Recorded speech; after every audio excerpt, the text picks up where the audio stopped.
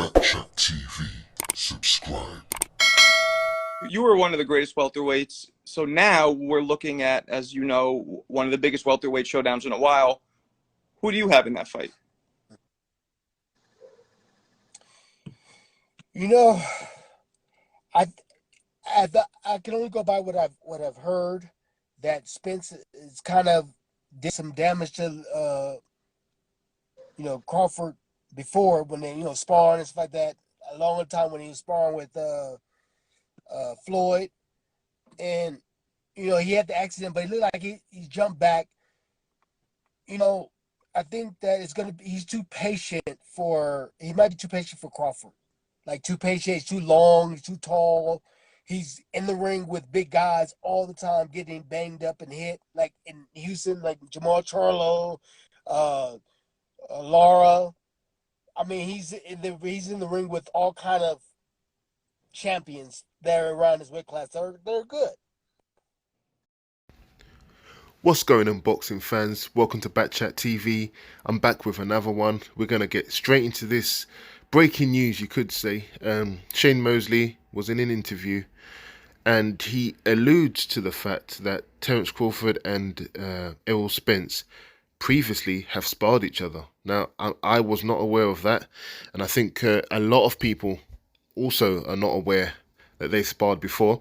He also said that he's not sure, but he said that he has heard within the boxing circles, and he is very much within the boxing circles, Shane Mosley. Definitely give out a shout out, a lot of respect to Shane Mosley. He's a guy that's done it all at welterweight. Fought the best, Pacquiao, Canelo, Mayweather. He's been in the industry for years.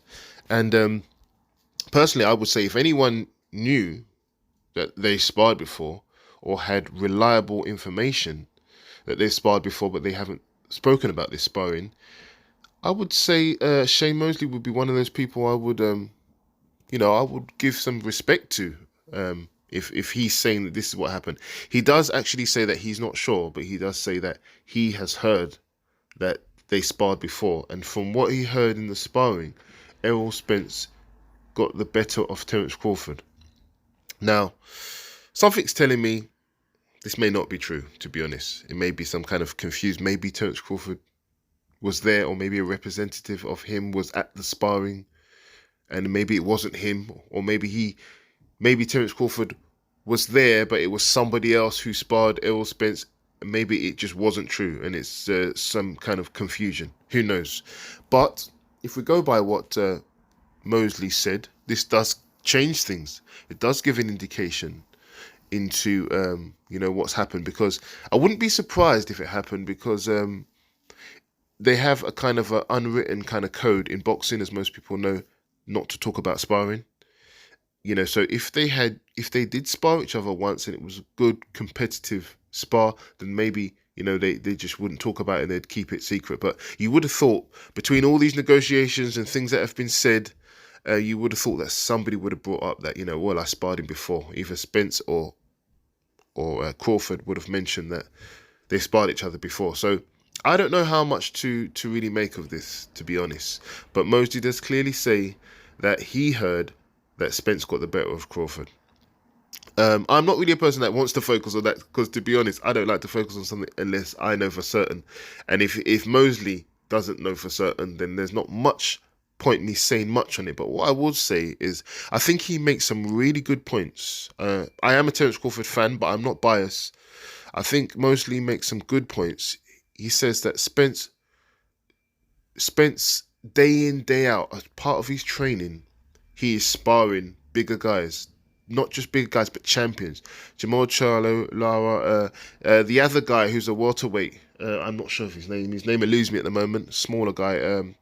What's his name? I can't remember his name. I'll get back to you. But really good fighter, very technical, lots of skill, very athletic.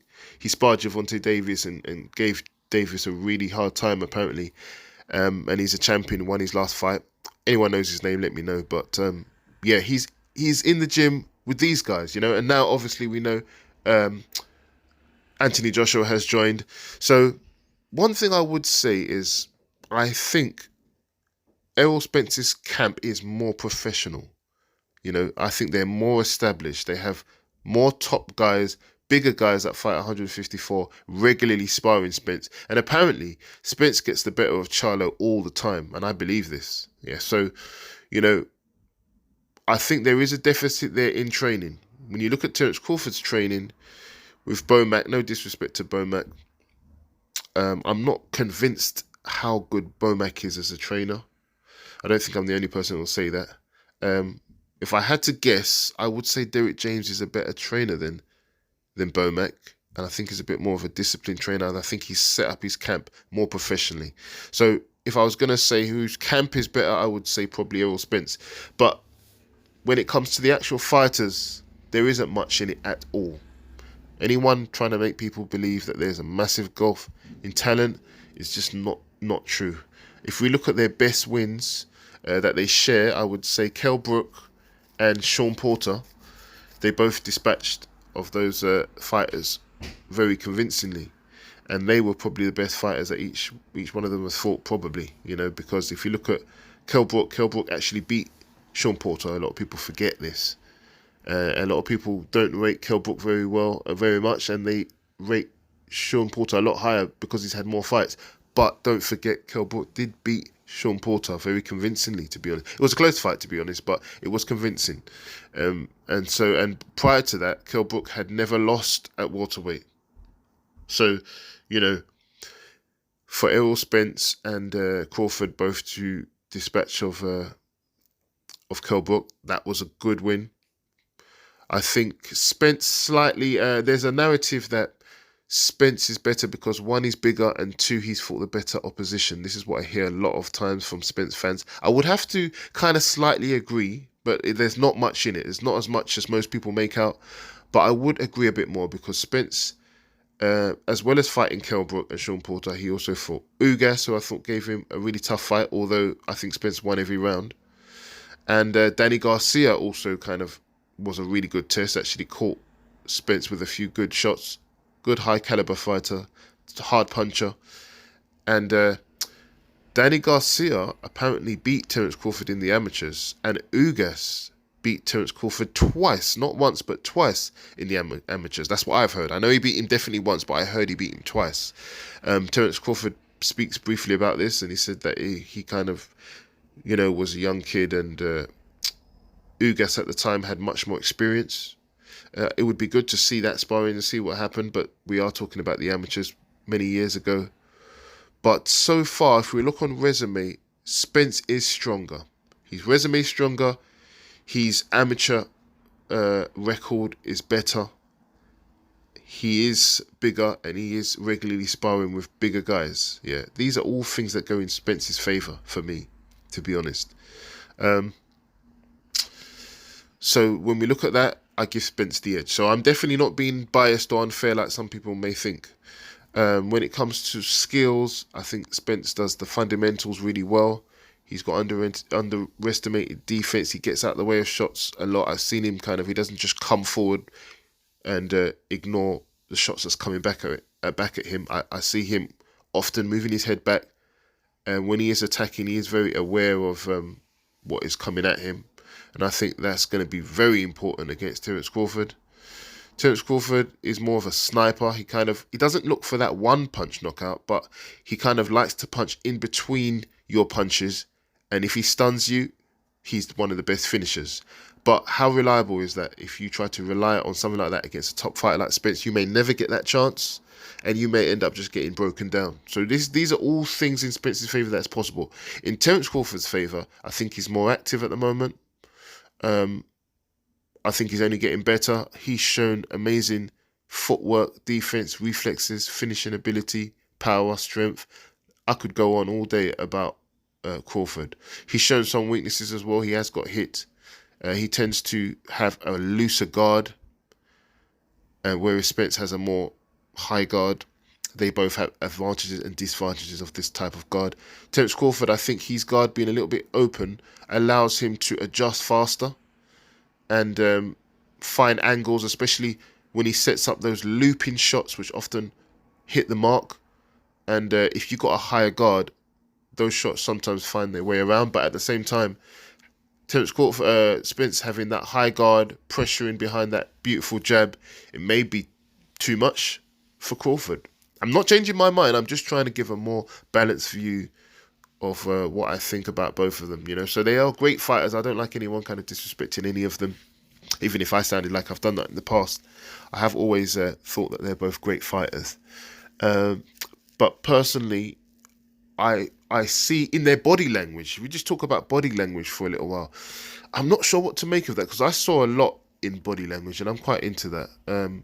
When I've watched their press conference, Terence Crawford doesn't have a shred of doubt at all in his body language, in the way he talks. He is certain of what he's going to do to Spence, and there is no doubt. When I look at Spence, I don't see that. When I look at Spence, Spence knows exactly what he's up against. His body language shows, I'm not saying fear like fear of Crawford, but fear of losing. I think if you just look at body language, Spence knows he can be beaten. He knows that if anyone's going to beat him, it's going to be Crawford. He knows that Crawford is the second best fighter other than himself. And he seems in his body language very respectful of that. And I think it's because he knows this. Whereas Crawford, I think Crawford also knows that Spence is going to be the best fighter he's fought. But I think Crawford just sees him as another fighter, top fighter. He's going to do exactly the same thing. So I feel like Spence definitely is more nervous. I definitely feel the nerves from Spence. He's much more nervous than Crawford. Is that a good thing or a bad thing? I don't know.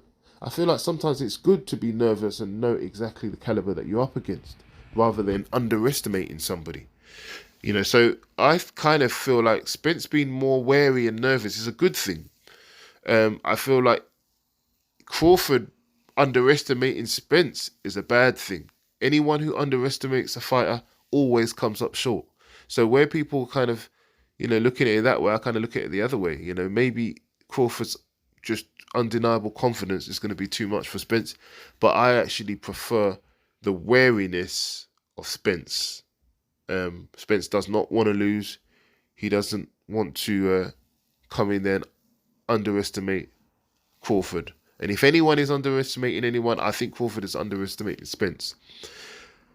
So it's going to be a good fight, man. And I don't know. But I'm going to stick to my prediction, despite all the good things I've said about Spence in this video.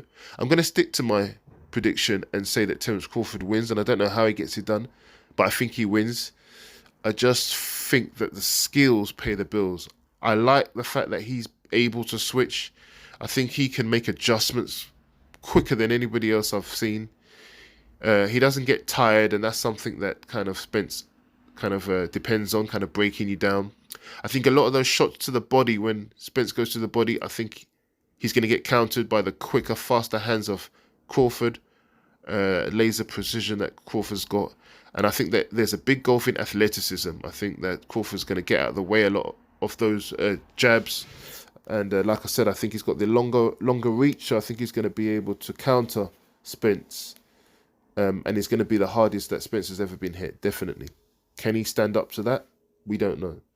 But I do feel that Crawford has that ability.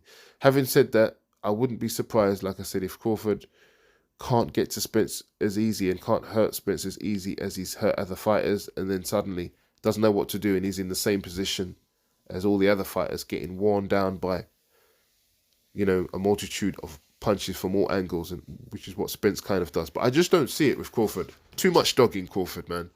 Too athletic. He'll find a way. I feel like he finds a way.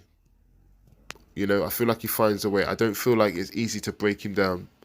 I think he's just as strong as Spence, even though he's physically a bit smaller.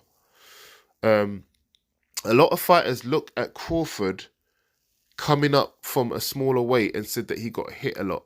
But I feel like under 147 pounds was never really his weight anyway. I feel like he is a natural 147 pound fighter. I don't think he looked very good at 140 pounds. You know, I don't think he did. I think this seems like his weight. If anyone should move up, it probably is Spence to go up to 154. Definitely. I think Spence can get up there. So it's going to be interesting. Going to be interesting, man. I don't know. If anyone's got any more clarity about these sparring rumours, let me know. But that's what I heard so far. I still give the edge to Crawford. Like I said, I'm not going to change my pick. I'm actually going to put money on it. That's how certain I am. Like I said, I think he's the best switch hitter I've seen. And his reflexes are amazing. And so we're going to have to see what happens. But let me know what you think. Who have you got winning? Have you changed your pick? I'm on to the next one. If you enjoyed this video, please leave a comment. Feel free to like this video and subscribe to my channel. I'm going to be doing a lot more of a similar nature.